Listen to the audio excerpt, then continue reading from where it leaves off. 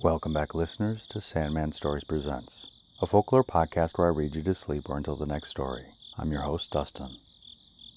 Today we are back in the classic Indian text called the Panchatantra. In Chapter 11, Victor told about how a simple weaver was able to marry a princess by dressing up like Vishnu. In this story, Victor is trying to convince Rusty the lion that the bull is going to kill him, though maybe not directly. Okay, let's begin. The Ungrateful Man. In a certain town lived a Brahmin whose name was Sacrifice. Every day his wife, chafing under their poverty, would say to him, "Come, Brahmin, lazy bones, stony heart, don't you see your baby's starving while you go hang about moaning? Go somewhere, no matter where, find some way, any way, to get food and come back in a hurry." At last the Brahmin, weary of this refrain, undertook a long journey, and in a few days entered a great forest. While wandering hungry in the forest, he began to hunt for water. And in a certain spot he came upon a well, overgrown with grass. When he looked in, he discovered a tiger, a monkey, a snake, and a man at the bottom. They also saw him. Then the tiger thought, "Here comes a man," and he cried, "O noble soul! There is great virtue in saving life. Think of that, and pull me out, so that I may live in the company of beloved friends, wives, sons, and relatives." "Why," said the Brahmin, "the very sound of your name brings a shiver to every living thing. I cannot deny that I fear you."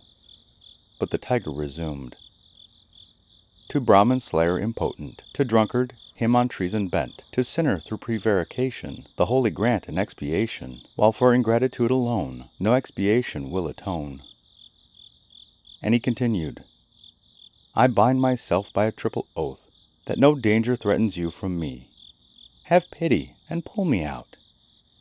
Then the Brahmin thought it through to this conclusion: if disaster befalls in the saving of life, it is a disaster that spells salvation, so he pulled the tiger out. Next the monkey said, "Holy sir, pull me out too." And the Brahmin pulled him out too. Then the snake said, "Brahmin, pull me out too." But the Brahmin answered, "One shudders at the mere sound of your name. How much more at touching you?" "But," said the snake, "we are not free agents. We bite only under orders. I bind myself by a triple oath that you need have no fear of me." After listening to this, the Brahmin pulled him out too. Then the animals said, "The man down there is a shrine of every sin. Beware, do not pull him out. Do not trust him." Furthermore, the tiger said, "Do you see this mountain with many peaks? My cave is in a wooded ravine on the north slope. You must do me the favor of paying me a visit there some day, so that I may make return for your kindness. I should not like to drag the dead into the next life." With these words he started for his cave. Then the monkey said, "My home is quite near the cave, beside the waterfall. Please pay me a visit there." With this he departed. Then the snake said, "In any emergency, remember me." And he went his way. Then the man in the well shouted time and again, "Brahmin, pull me out too." At last the Brahmin's pity was awakened, and he pulled him out, thinking, "He is a man like me." And the man said, "I am a goldsmith, and live in Baroque. If you have any gold to be worked into shape, you must bring it to me." With this he started for home. Then the Brahmin continued his wanderings, but found nothing whatever. As he started for home, he recalled the monkey's invitation, so he paid a visit and found Monkey at home, and received fruits sweet as nectar, which put new life into him. Furthermore, the monkey said, "If you ever have use for fruit, pray come here at any time." "You have done a friend's full duty," said the Brahmin, "but please introduce me to the tiger." So the monkey led the way and introduced him to Tiger. Now the tiger recognized him, and, by way of returning his kindness, bestowed on him a necklace and other ornaments of wrought gold, saying, "A certain prince whose horse ran away with him came here alone, and when he was within range of a spring I killed him. All this I took from his person and stored carefully for you. Pray, accept it, and go where you will." So the Brahmin took it, then recalled the goldsmith and visited him, thinking, "He will do me the favor of getting it sold."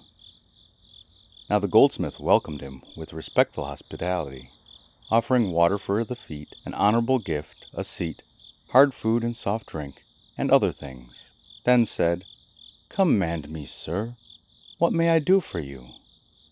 And the Brahmin said, "I have brought you gold, please sell it." "Show me the gold," said the goldsmith, and the other did so. Now the goldsmith thought, when he saw it, "I worked this gold for the prince." And having made sure of the fact, he said, "Please stay right here while I show it to somebody." With this he went to the court and showed it to the king. On seeing it, the king asked, "Where did you get this?" And the goldsmith replied, "In my house is a Brahmin. He brought it." Thereupon the king reflected, "Without question, that villain killed my son. I will show him what that costs." And he issued orders to the police. "Have this Brahmin scum fettered and impale him tomorrow morning."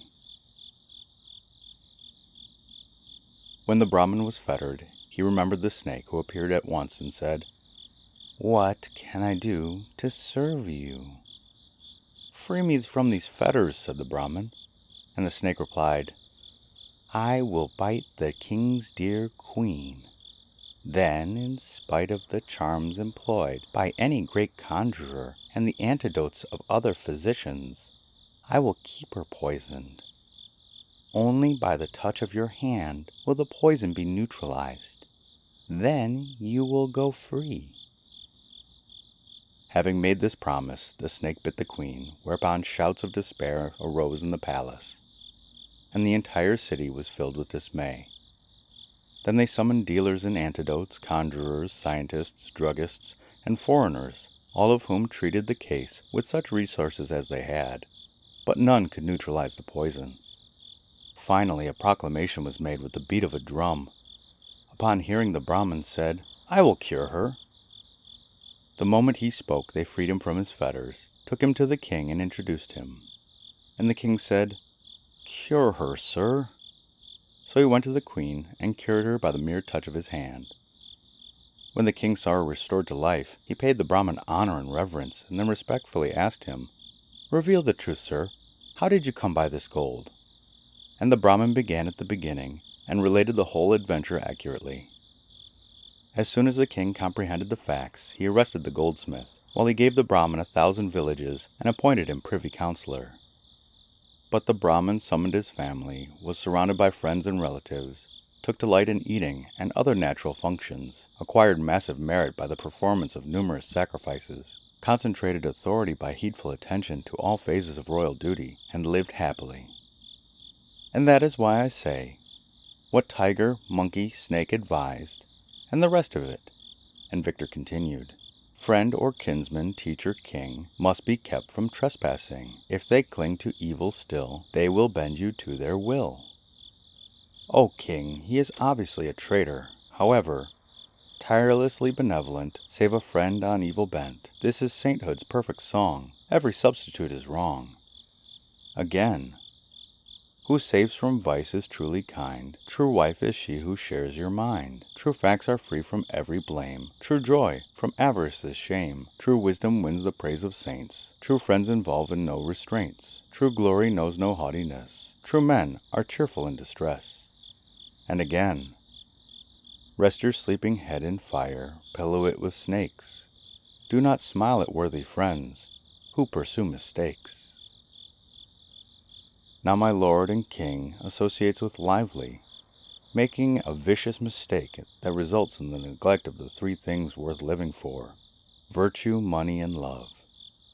And in spite of my protestations, urged from various points of view, my lord and king goes his willful way unheeding. In the future, therefore, when the crash comes, do not blame your servant. You have heard the saying, "No thought of profit or of right can headstrong monarchs stay, who like bull elephants amuck pursue their reckless way.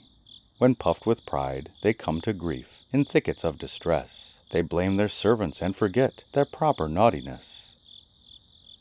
Such being the case, my good fellow, said the lion, should I warn him? What? Warn him? said Victor. What kind of policy would that be? For he stings or strikes in hasty fear. When warning has been heard, 'tis wise to warn an enemy by action, not by word. After all, said Rusty, he is a grass nibbler. I am a carnivore. How can he hurt me? Precisely, said Victor. He is a grass nibbler. My lord and king is a carnivore. He is food. My lord and king devours food. In spite of all, if the fellow is not likely to work harm through his own power, he will egg on another to it, as the saying goes. The weak, malicious fool can use a keener tool. It sharpens sword blades, but the whetstone cannot cut. How can that be? Said the lion. And Victor answered, Why, you have constantly engaged in battle with unnumbered bull-elephants, wild oxen, buffaloes, boars, tigers, and leopards, until your body is spotted with scars left by the thrust of claw and tusk. Now this lively, living beside you, is always scattering his excrement far and wide. In it, worms will breed. These worms, finding your body conveniently near, will creep into ready-made crevices and will bore deep. And so, you are as good as dead. As the proverb says, with no stranger share your house. Leap the flea, killed Creep the louse. How was that? Asked Rusty. And Victor told the story of Leap and Creep. The end.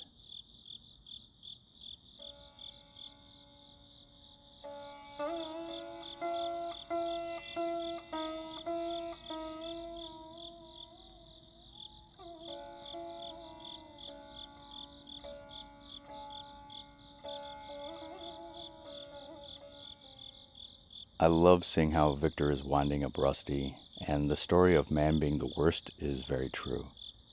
The bugs getting into the open wounds was kind of icky, but kind of telling as well. I hope you'll stick around for the next story of Leap and Creep.